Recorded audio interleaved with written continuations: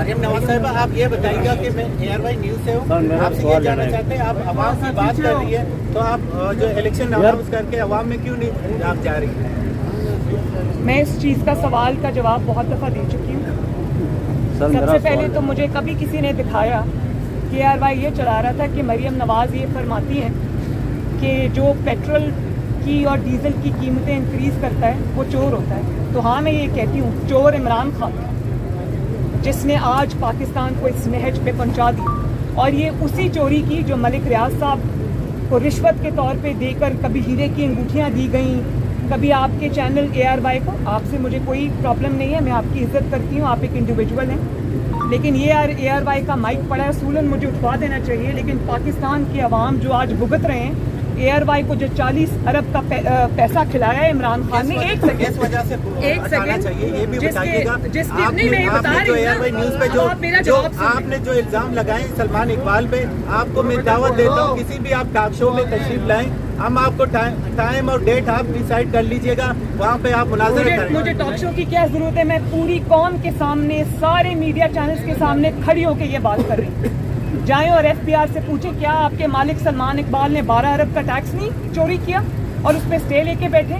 क्या उन्होंने बिडिंग के बगैर क्रिकेट के राइट्स नहीं लिए इमरान खान से? क्या उन्होंने हाउसिंग सोसाइटीज के अंदर अपना शेयर नहीं रखा? कहें, या क्या वो गोल्ड के स्मगलर्स नहीं है? क्या वो झूठ नहीं बोलते? क्या पाकिस्तान में इंतशार के और आग लगाने के साथी नहीं है वो? मैम एक सवाल इमरान साहब ने एक बार फिर से कारकुनान को तैयार कर और खाली कुर्सियों से खिताब करके कोई रोना धोना उन्होंने किया, और DGI इस पर वाज़ेह कर चुके हैं कि किसी किस्म की बैरूनी मुदाखलत, लेकिन वो अपनी जिद की पर बढ़ते हुए कि साजिश की, मुदाखलत की है, तो कैसे कौन उसको समझाएगा? शुक्रिया, थैंक यू, आपने ये बड़ा इंपॉर्टेंट क्वेश्चन पूछा है। सवाल ये नहीं है कि साजिश हुई या मुदाखलत हुई, इसमें जो सबसे पर्टिनेंट पॉइंट है जो आज लोगों के सामने आना चाहिए, इमरान खान साहब ये कह रहे हैं कि ये सियासी मामला है, DGI-SPR को इसमें बोलने की कोई ज़रूरत नहीं। तो मैं कौन से ये पूछना चाहती हूँ, फितना खान से ये पूछना चाहती हूँ कि अगर ये सियासी मामला था तो नेशनल सिक्योरिटी काउंसिल में बतौर वज़ीर आज़म उसको क्यों लेकर गए?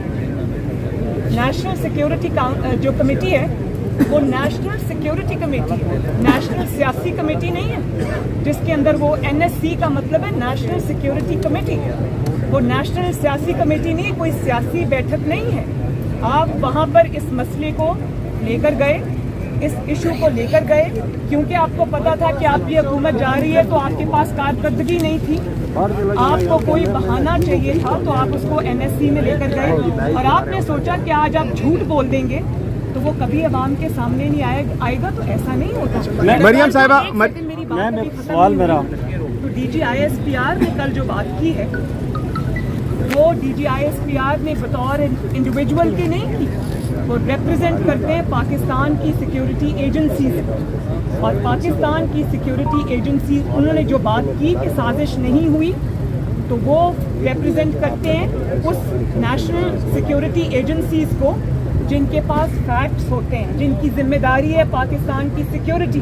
वो अपने पास से कोई सियासी बात नहीं कर रहे, वो फैक्ट्स पे बेस बात कर रहे हैं, और सिर्फ इमरान खान को खुश करने के लिए वो झूठ को सच बना के पेश नहीं कर सकते। ये कौम का सलामती का, कौमी सलामती का मामला है, नेशनल सिक्योरिटी का मामला है, सियासी मामला नहीं है।